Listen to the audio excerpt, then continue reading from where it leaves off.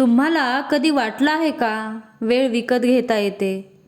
एका छोट्या गावात एक म्हातारा घड्याळ विकायचा.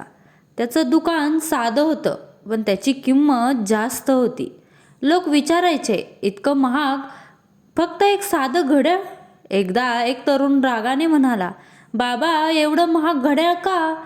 म्हाताऱ्याने हसत सांगितलं, हे घड्याळ वेळ दाखवत नाही, वेळ वाचवतं. तरुणाला काही समजले नाही. म्हाताऱ्याने घड्याळ त्याच्या हातावर बांधलं. घड्याळ चालत नव्हतं. तो म्हणाला, अरे, हे तर बंद आहे. म्हातारा शांतपणे म्हणाला, मी घड्याळ नाही विकत, मी तुला आठवण विकतो, तुझी वेळ जपायला. जेव्हा हे बंद घड्याळ दिसेल तेव्हा तुला लक्षात येईल की वेळ थांबत नाही, पण तू वाया घालू नकोस. तरुणाने ते घड्याळ पैसे देऊन घेतलं, घरी नेलं. त्या दिवसापासून त्याने वेळ वाया घालवणं बंद केलं आणि जीवन बदलून गेलं. त्या घड्याळाने वेळ दाखवली नव्हती, पण वेळ शिकवली होती. म्हणजे वेळ दिसत नाही, पण निघून जाते.